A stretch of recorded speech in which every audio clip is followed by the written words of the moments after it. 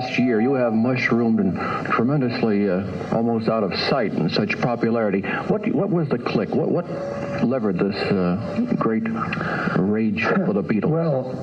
Well, it's funny, really, now you mentioned that. But I think it was the Palladium show, you know, the television show in England, and then following hot in the footsteps, and we had the Royal Variety Command Variety performance.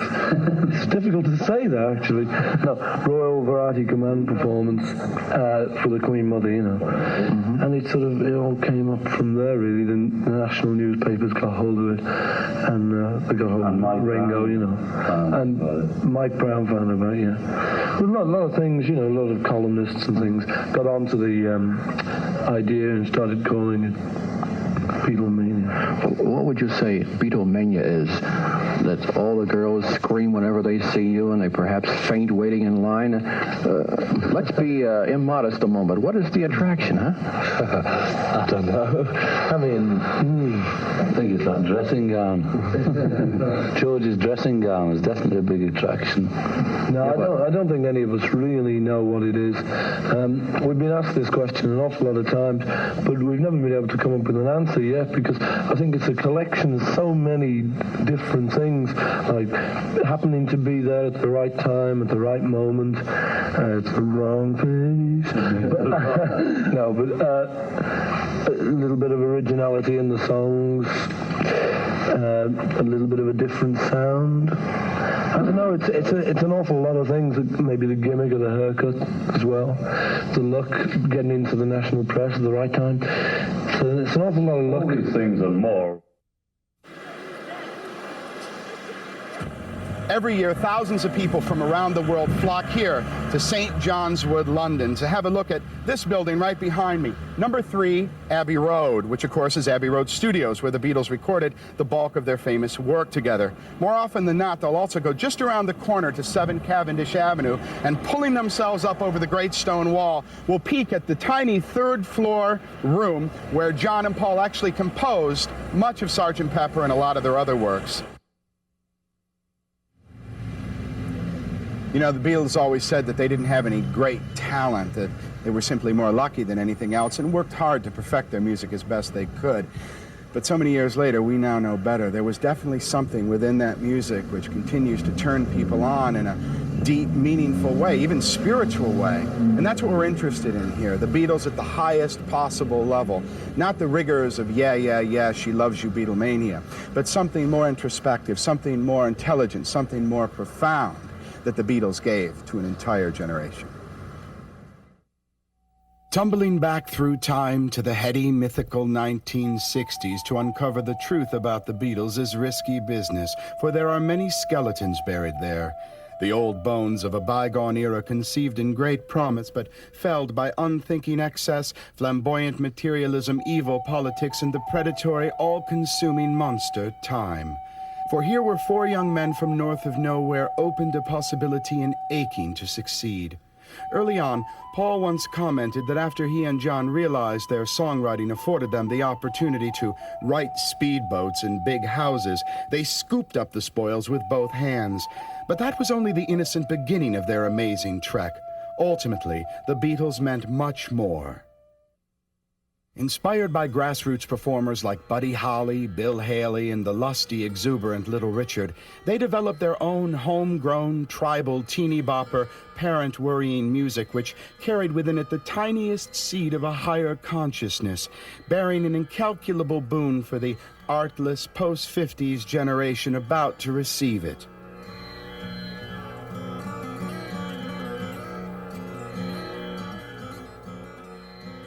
For John Winston Lennon, a dreamy, lonely little boy from Liverpool's pasty middle-class suburbs, music was a calling, a way to express his frustration, isolation, and ultimate disdain for the pointless world of rules into which he was born.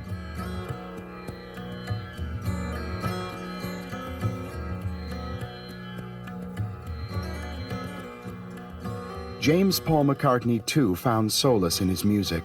After the loss of his mother to breast cancer at 14, he picked up the guitar as a way to ease his sorrow. It was in this modest house at number 10 Forthland Road the young Lennon and McCartney banged out their first tentative chords together. And they used to miss lectures and come down to the Jacaranda just to pick up hints on how to play, would you believe it, from the rest of the group. The Beatles in those days were virtually non-existent. I didn't even know that they were a group. They would, to me, they were just coffee bar layabouts. They found a home at the Cavern on Matthews Street, only a few cobblestones from the Grapes. Interestingly, the Beatles always insisted the concept of talent was a myth and that their greatest inspiration came from somewhere deep within. In those early years, it was all they had, and they guarded it zealously. Best recalls the savage young Beatles' term in Liverpool and Hamburg. We didn't have an awful lot of offers to become a manager. I'd handled the business side of it up till Brian became the official manager, even though Alan Williams had sort of been involved with us from an early day. But there weren't a lot of people coming up and saying, okay, we'll sign you up and we'll make you a star. Brian was the first real concrete offer, and who approached us in a good way and laid down what he could do for us, or what he hoped he could do for us. And I think that was one of the main reasons why we went with him. You know, my particular point of view, I think the guy I was closest to in the band had to be John. I'd known him for 2 years before I actually joined the band. I admired him as a person, I admired him as a friend, as a musician, a clown, a fighter, a lover, anything, you know. So he was my forte in the band, and we got along really great together. You know, we had great times.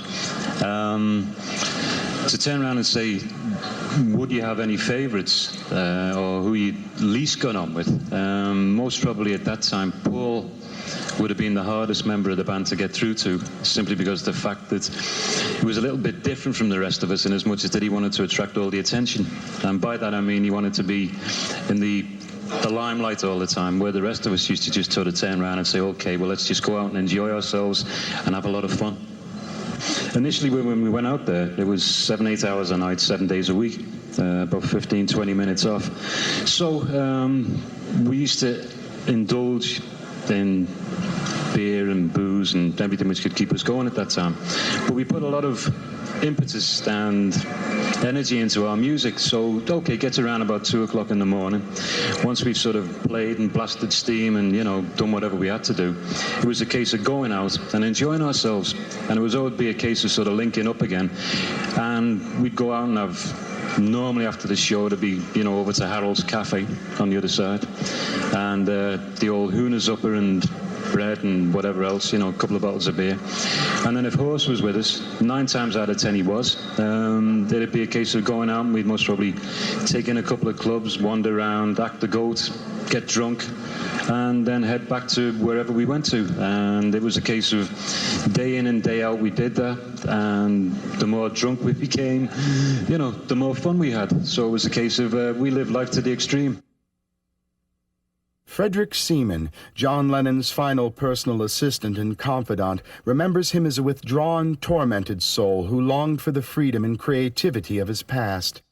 Those were some of John's fondest memories, because to John, the early Beatles, you know, the Cavern Club, and even before that, the various visits to Hamburg, that to John was the highlight of his life, because in fact, he once told me that the feelings that he experienced in 1980 when he was working on Double Fantasy were similar to the feelings that he experienced in 1960-61 when he was working in Hamburg, and when he knew that he was going to make it big. And he was sort of intoxicated with that feeling and that knowledge. He felt very strong. He felt great all the time. And he savored that feeling in 1960 and 61, and he savored it in 1980. But, you know, the Cavern Club certainly was a stepping stone to the, you know, to the mass success that he achieved in 1963-64. And those gigs that they played at the Cavern Club were certainly some of the greatest gigs that the Beatles did, because by the time the Beatles achieved mass fame and they were touring the world, well, as a live band, they were basically useless because John knew that by that time, by the time Beatlemania hit and the fans were screaming, it didn't matter how good they were. It didn't matter what they played. It didn't even matter if they played. They could have been up there lip syncing and the fans would have gotten hysterical anyway because the whole point was mass hysteria, Beatlemania. It had nothing to do with the music. The music was incidental. It was just an excuse for masses of teenagers to go crazy and have orgasm. And John was very aware of that, and he was bitter about it and somewhat disappointed.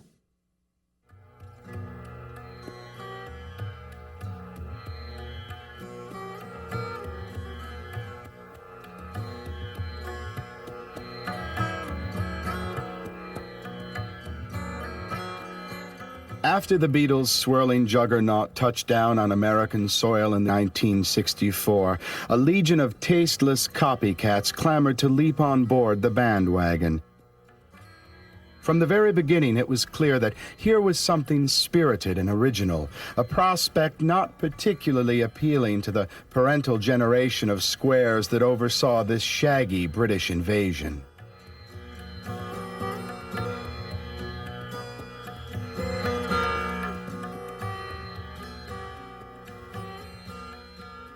When John Lennon commented that the Beatles were bigger than Jesus, he handed grown-ups everywhere the ammunition they thought they needed to resurrect their crumbling world of mindless conformity. This was a force, however, that could not be checked. Here, Beatles manager Brian Epstein meets the press to diffuse the controversy.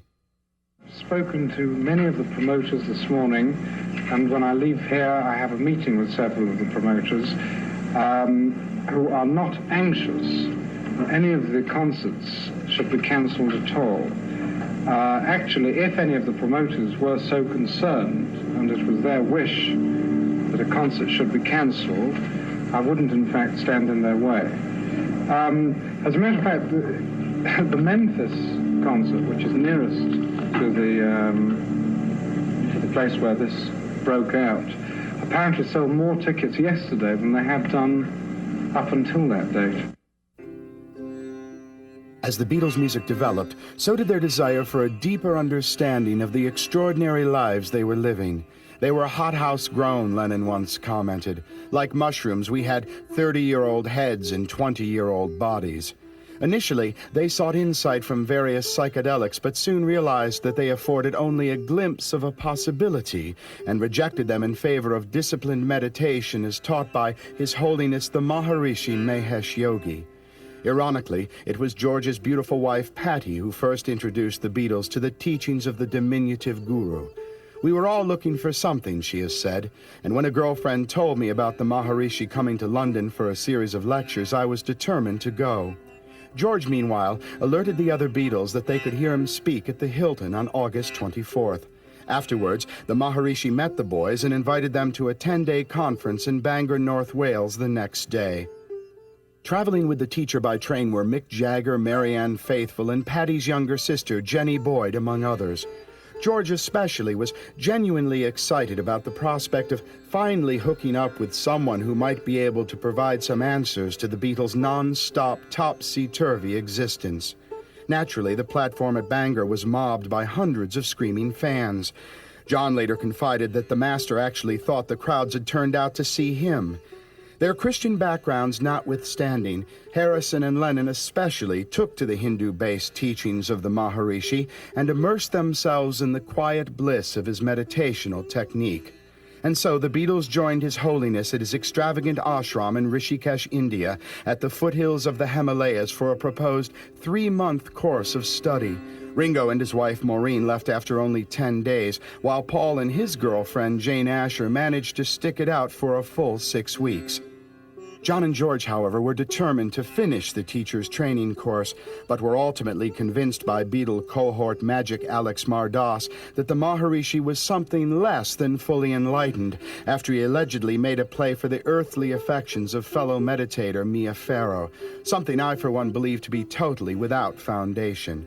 On Christmas Eve 1993, I spoke with the Maharishi by transatlantic telephone at his world headquarters in rural Sweden. You have special affection for George Harrison. He's meant a lot to a lot of people for many years now. How do you see that? How do you see Mr. Harrison? I see him as a successful musician in his own talents, whatever the effect, but he has become popular. And I attribute this to his talent also and to the British press intelligence. British press is very intelligent to promote their values, their national values. But Mr. Harrison has been very intelligent because he's used rock and roll music and popular music to promote the tenets and philosophy of transcendental meditations and spirituality. Surely you must applaud him for that, for properly using the medium of music to help to enlighten the world. I was happy when he started to meditate. I knew he would make a big impression in the world since he started to meditate. That's how the talents grow with this program. And all the world of science then, and the world of artists, and all the different values. But it has taken, the whole society has taken a good turn in this knowledge. Very good. And now the whole politics is going to be sanctified with this. In the spring of 1968, Lennon and McCartney met the press in New York to formally reject the holy leader. We made a mistake. The other people are making mistakes about things now. That's up to them. And we thought, what? We're human, you know. No, what do you mean by mistake? That's all, you know. Interestingly, many years later, McCartney seemed to reverse his position somewhat during a 1990 press conference. Asked about his concert performance of Fool on the Hill, he had this to say. You know, Fool on the Hill to me is like anyone who's not listened to. Originally it was kind of like a guru figure from the days of Maharishi and things like that. But, I mean, you can substitute anyone. Jesus would do, you know, as a person in his time who was called a fool, but who was actually rather smart.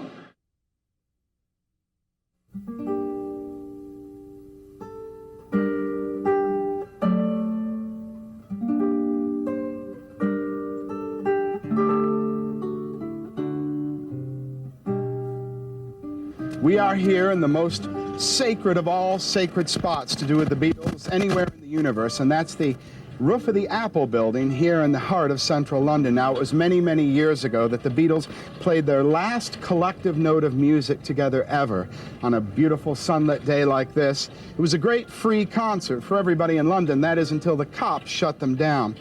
But what the Blue Meanies couldn't stop was this state of consciousness that the Beatles had brought about in society.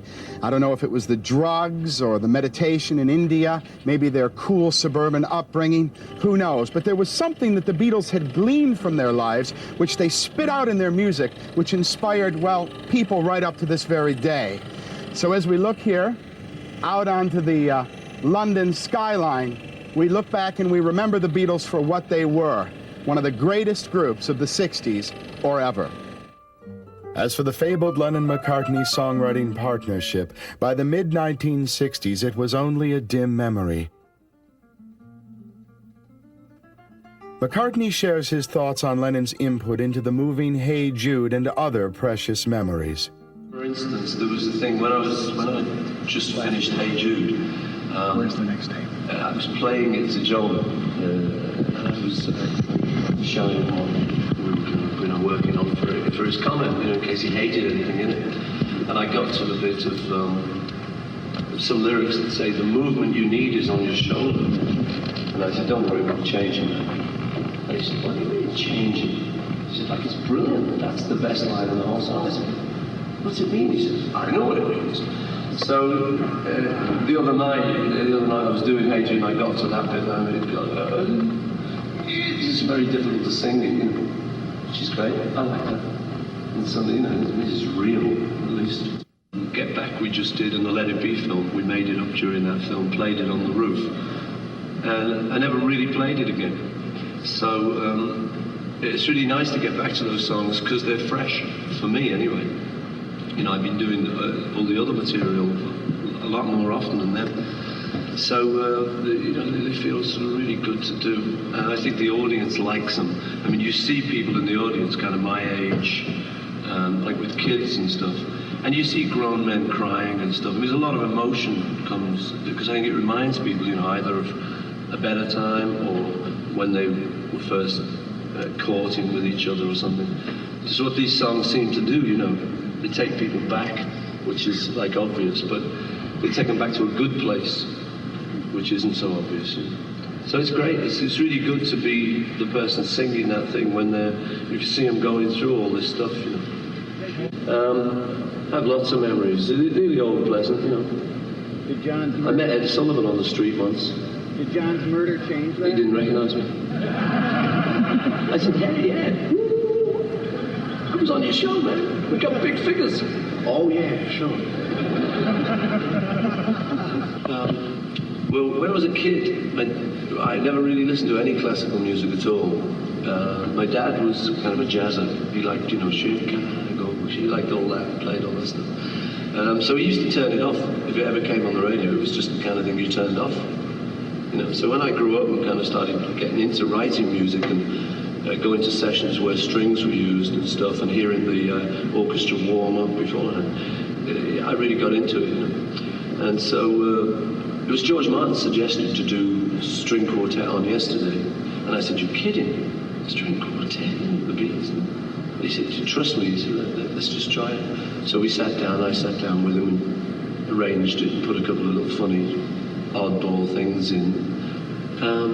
Well, I mean, the memories it brings back is when we toured there with the Beatles, mainly. Of the first time we went to the Budokan Hall. A few people were supposed to kind of, you know, threaten Harry Carey or whatever it is, because it was supposed to be sacrilegious to play there or something. And obvious memories of when I got busted last time. That's fairly obvious. Did you see the last press conference where the Japanese girl got up and sort of said, "Something distasteful happened to you last time"? What was that, baby? But yeah, I feel okay about it. I don't feel amazingly sort of guilty or anything. You know, it had to be, I guess. This is the law.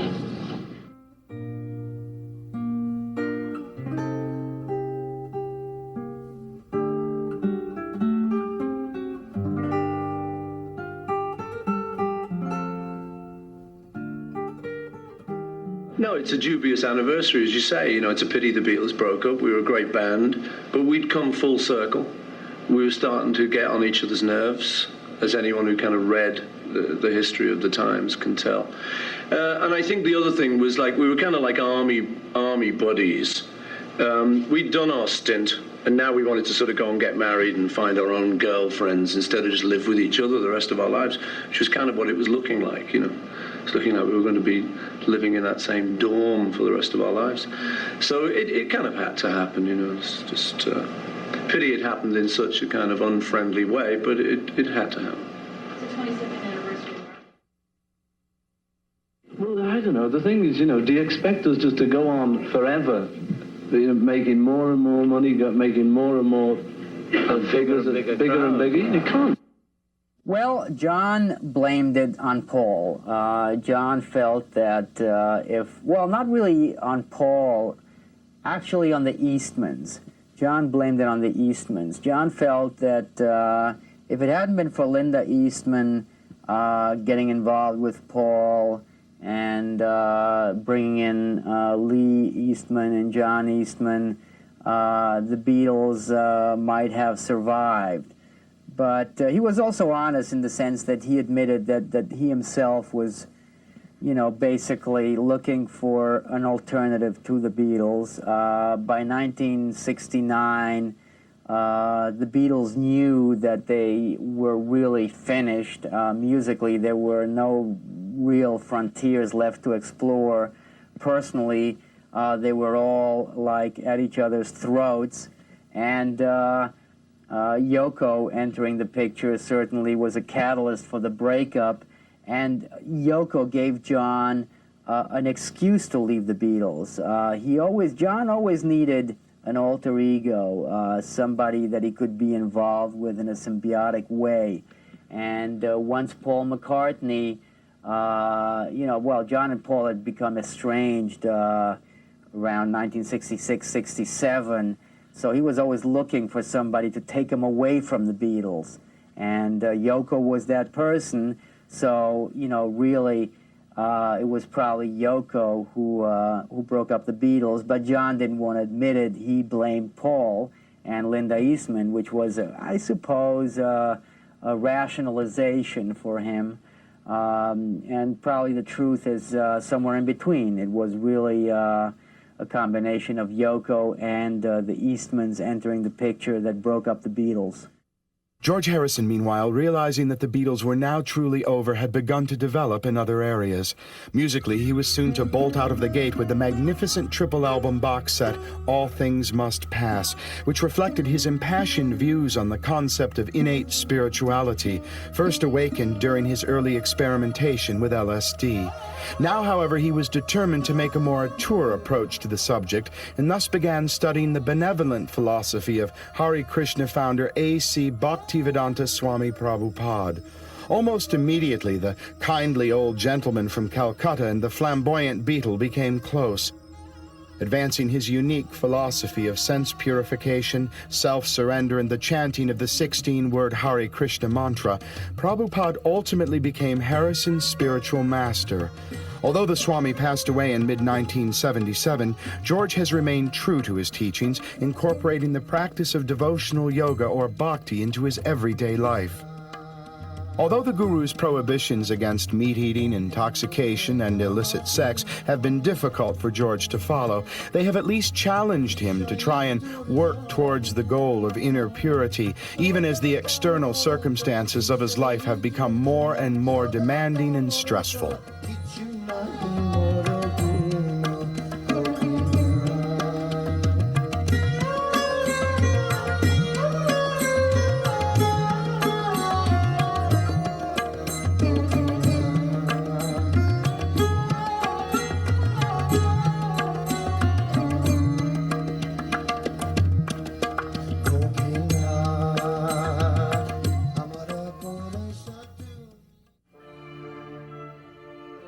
Lennon, too, was intent upon leaving the Beatles behind and thus latched on to Yoko Ono as his means of escape.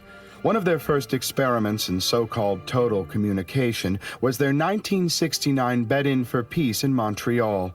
Initially, it all seemed to make sense in a rather sneaky left-handed way, but as the years passed, it just looks curiouser and curiouser. What follows is an impromptu press conference held in Denmark at the rural home of Yoko's ex-husband Anthony Cox and daughter Kyoko.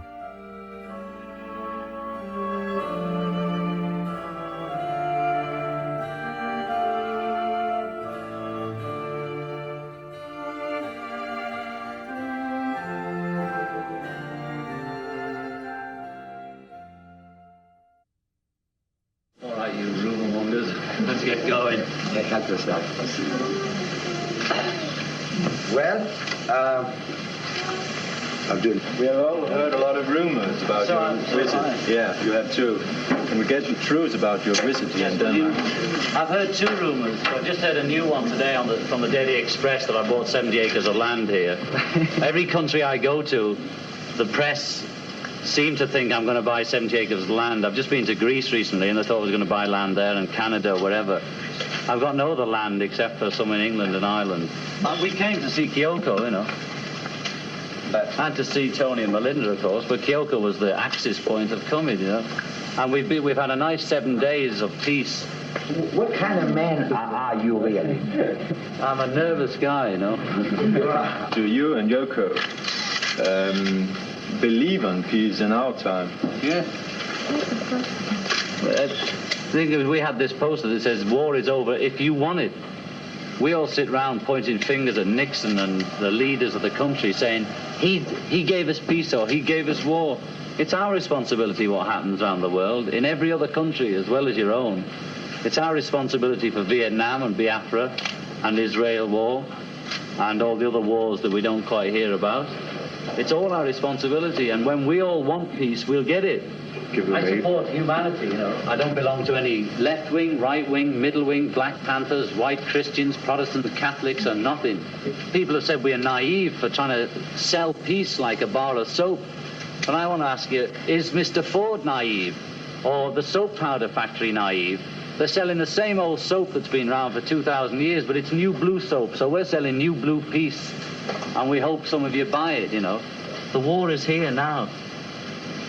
And there's two ways of looking at it. Some people say, why did you spend your money on posters or peace campaigns? Why don't you give it to the Biafran children or something like that? And we say, we're trying to cure cancer, we're trying to prevent cancer and not cure it. Did you spend all your money? No, I was saying... They said that the Beatles made a lot of money. No, yeah, but the people around us made more money than the Beatles did, I'll tell you that. None of the Beatles are millionaires.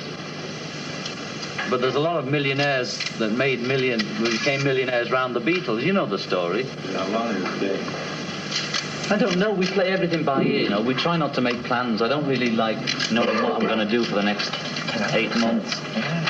And we just stay until it was time to go back and do some work, you know. You feeling comfortable out in the... Oh, it's beautiful, you know. It's beautiful, and all the snow and everything's beautiful. We go walking in the garden and all that. It's beautiful. Or whatever, the farm or something. Today's fantastic. Oh, yeah, and all the colours and the sky and the mist and the... It's just a fantastic place, you know. And good vibes, as they say in this generation. Very good vibes around. And just the people we've met very few, you know, but they're straight, you know. They're not as paranoid as in the big cities, you know, and in other countries. They're less paranoid in Denmark.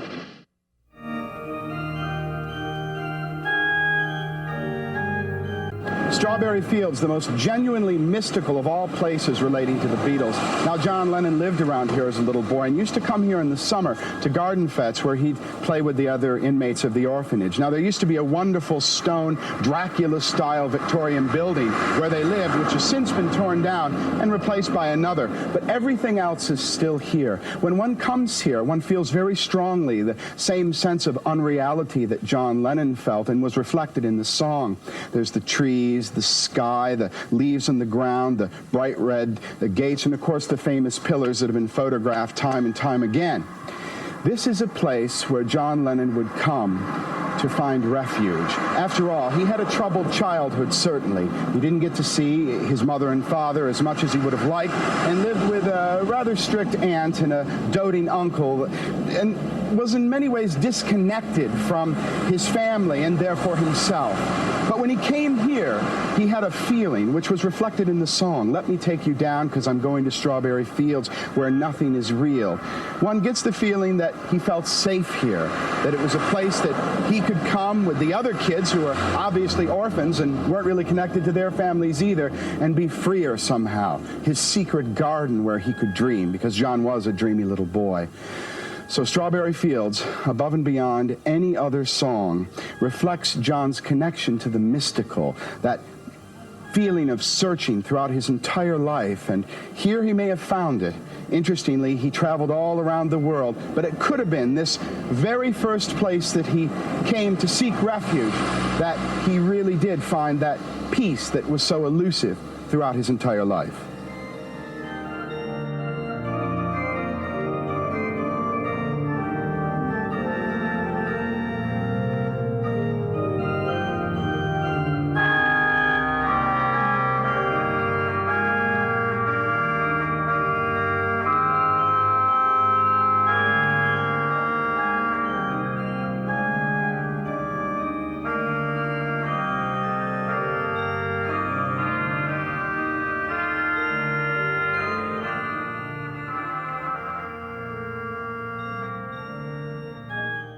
For George Harrison, his home, in this case, the Gothic Victorian Disneyland Friar Park, is definitely his castle. Purchased by 19th century solicitor and philosopher Sir Frank Crisp in 1899, the spacious estate was decorated by its founder with quasi-religious sayings and caricatures carved in stone everywhere.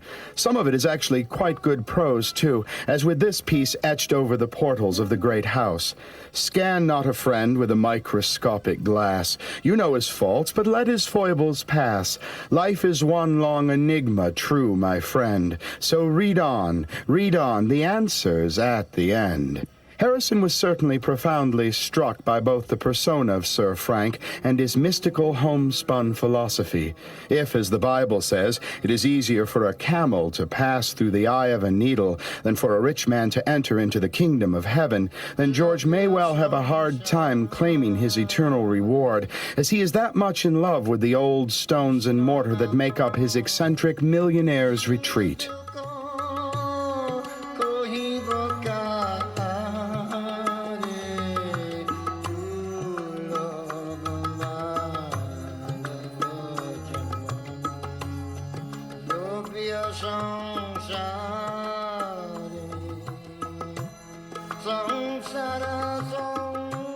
In 1991, however, Harrison shook himself loose to join Eric Clapton on a tour of Japan, aimed at testing the waters before embarking on a full-fledged trek through Europe and North America.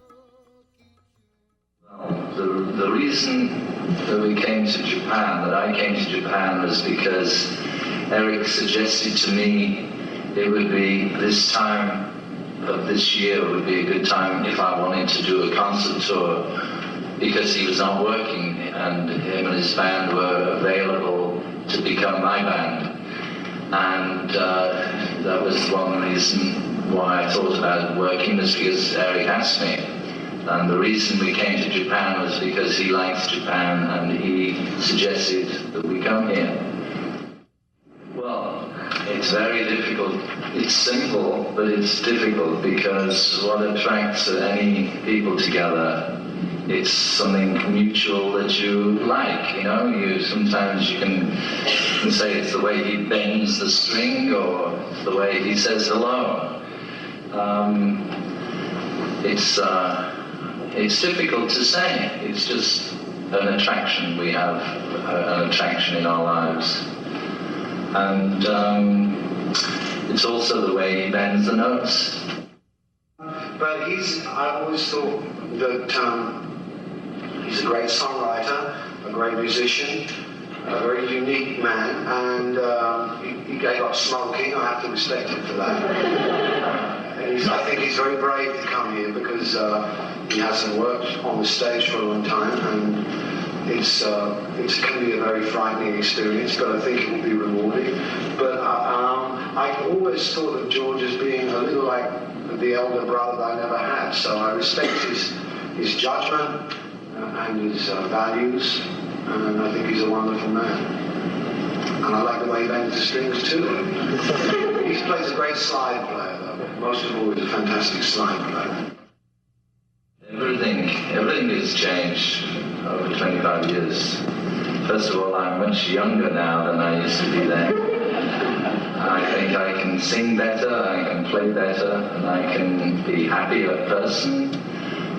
Everything's changed. I heard so many tales about the reforming the Beatles. Is it true? It's not. Oh, I wanted to know the story. It can't be possible, because the Beatles don't exist, especially now as John Lennon is not alive.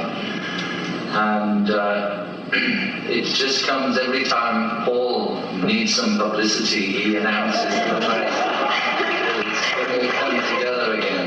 But that's all. I wouldn't pay much attention to that. We had a lot of business troubles that were holding it up, but they're out of the way now. But I haven't actually spoken to the guys since that. No, he didn't. What the journalist asked him, you've got to get the question, you've got to understand what was asked. Somebody said, how about a Beatles reunion? Well, that's impossible. As he quite rightly pointed out, since John died, you can't have a Beatles reunion. It's absolutely impossible.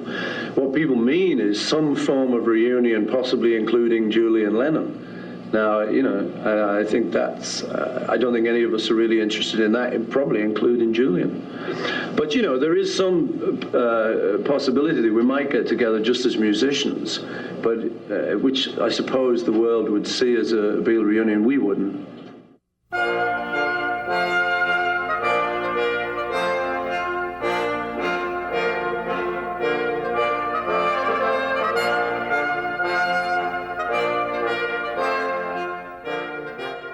With McCartney's band Wings in tow, in 1979, the ex-Beatle headed for Japan for a series of sold-out concerts, his first since the Beatles played the Budokan way back in the 60s. Upon his arrival at Narita International Airport, Tokyo, he was arrested for possession of marijuana and summarily hauled off to jail. A longtime pot user herself, Linda met the press to try and propagate the sagging McCartney party line. 9 agonizing days later, the pampered pop star was released from prison and jetted quickly home. He's taking it great, sense of humor, amazing. I was amazed. He looks good. It had no effect on him at all. Oh, well, I can't say that, but either he's pretending to be all right, or he really is all right. What about you and the children, though? How are you taking it? Well, it's a strain. I wouldn't mind if we knew what was happening and knew he was getting out, but not to know, it's been horrible. Several years later, however, he was once again detained in Barbados, caught holding the naughty weed. Gave you a problem getting back into the United States, were you? Well, I hope not. I jolly well hope not. Who shot you? Who shot you? I've no idea. Who shot you in the church? I've no idea. Do you have trouble We'll have to cut that from the news. here? No, bloody good stuff. Oh, no, get out of here. Hey, can we get one thing straight? That whatever you think and whatever you think I've done, this, I'm telling you, this substance, cannabis, is a whole lot less harmful than rum punch, whiskey, nicotine, and glue, all of which are perfectly legal. What about your children? What about your children? I would like to see it decriminalized, because I don't think, in the privacy of my own room, I was doing anyone any harm whatsoever. Do you think they send you to drugs? Are you? I don't take drugs. I never have taken drugs. Are you going to? No. Were you worried about being Never again. Never Were you worried about...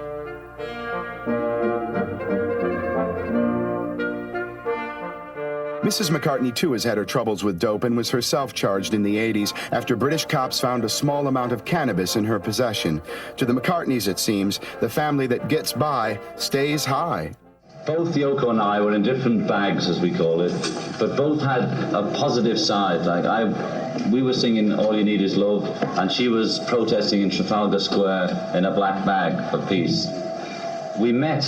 We had to decide what our common goal was. We had one thing in common: we were in love. But love is just a gift, and it doesn't answer everything, and it's like a precious plant that you have to nurture and look after and all that, and so we had to find what we wanted to do together, these two egos. What they had in common was love. We had to work on it. What goes with love, we thought, was peace. Now, we were thinking all this and planning on getting married and whether not getting married and what we're going to do and how we're going to do it and rock and roll or avant-garde. Pretend peace is new then, because we've never had it.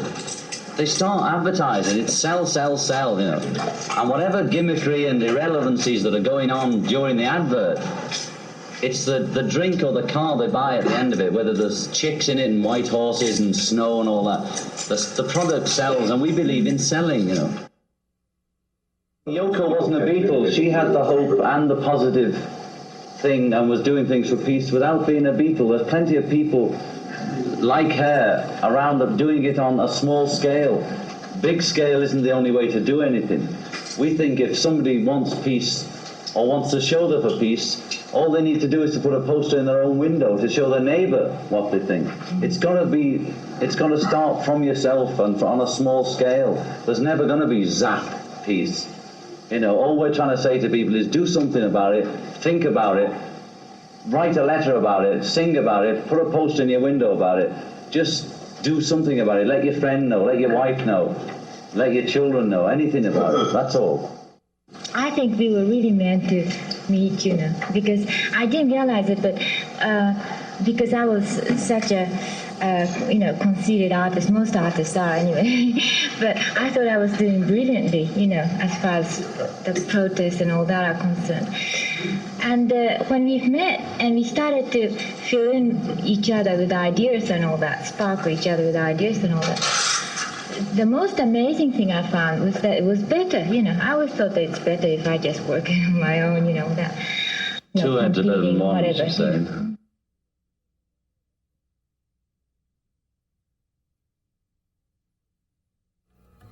All of which brings us to Ringo. Intrinsically much more than the lucky drummer who won the pools when he first sat down to keep time for the savage young Beatles, he remains one of the most well-loved bit players in the checkered history of popular music. The consistent twaddle that he is in any way stupid or inept is just that. An engaging little man with a penchant for transforming the mundane into the magical, Starr may turn out to be the most subtly brilliant of the lot. A sparkly bearded Buddha playing out this incarnation with humor and compassion.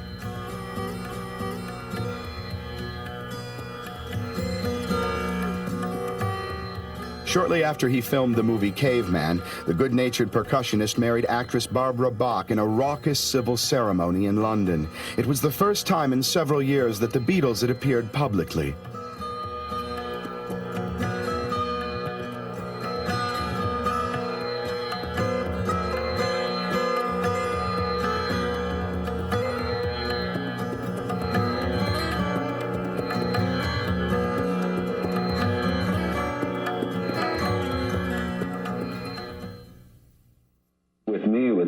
I started in local bands, any jobs you could get, and then worked my way through all the bands in Liverpool, because the aim of the game is to be in the best band as a musician. And so I went into, it was a top band in Liverpool, then I ended up in the Beatles, none of us knowing that it would be so big.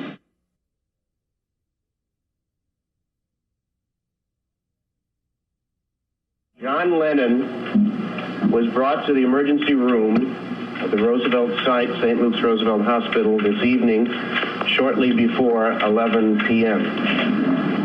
He was dead on arrival. This individual, who is unidentified at this point, but will be identified soon, fired 5 shots from a .38 caliber Charter Arms pistol. Mr. Lennon was struck several times. We're not positive at this time as to how many times he was struck. It appears at this time that the individual is from out of town, possibly Hawaii. That's the way it looks at the moment. Was he a screwball?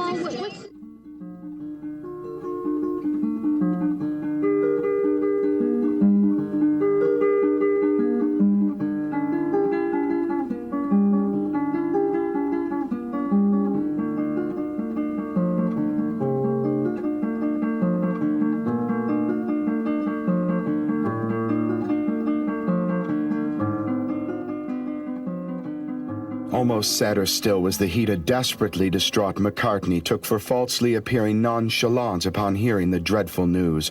Listen carefully to the impromptu interview that so vexed the obviously broken-hearted composer. I was very shocked, you know. It's terrible news. What were you recording today? I was just listening to some stuff, you know. I just didn't want to sit at home. Why? Well, I didn't feel like it. What time did you hear the news? This morning sometime. Very early? Yeah. Don't know, yeah? Drag, isn't it? Okay, cheers. Come on.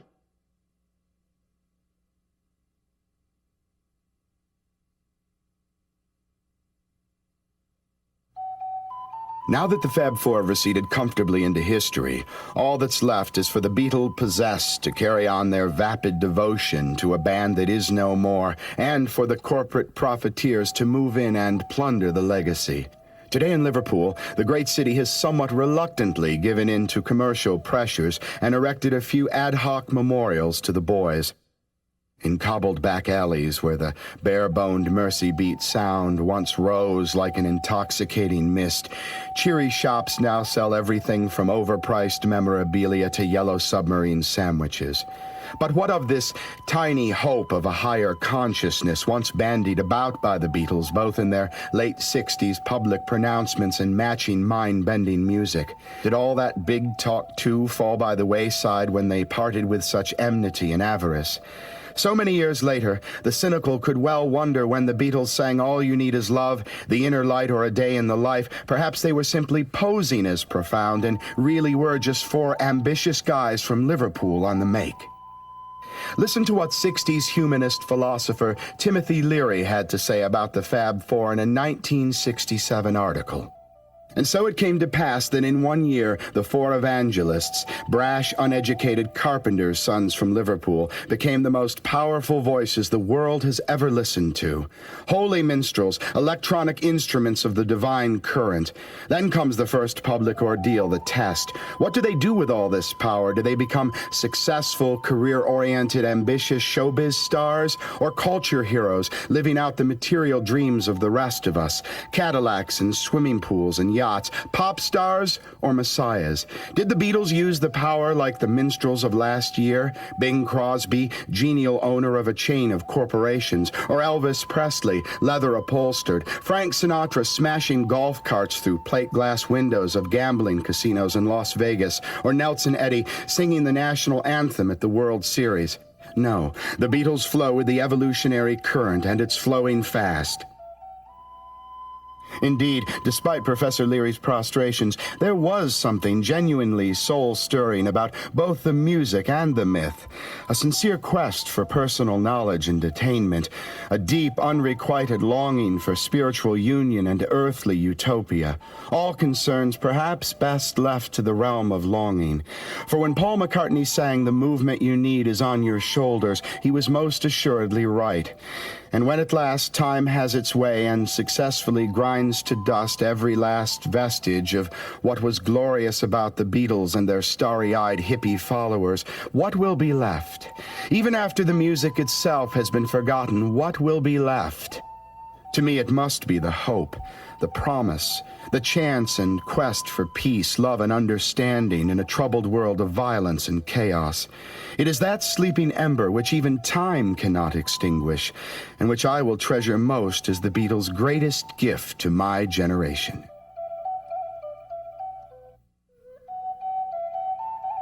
Finally, it seems appropriate to let John Lennon have the last official word. In September of 1980, he said this: "If the Beatles or the 60s had a message, it was learn to swim, period. And once you learn to swim, swim. The people who are hung up on the Beatles and 60s dream missed the whole point when the Beatles and the 60s dream became the point. Carrying the Beatles or the 60s dream around all your life is like carrying the Second World War and Glenn Miller around. That's not to say you can't enjoy Glenn Miller or the Beatles, but to live in that dream is the twilight zone. It's not living now, it's an illusion."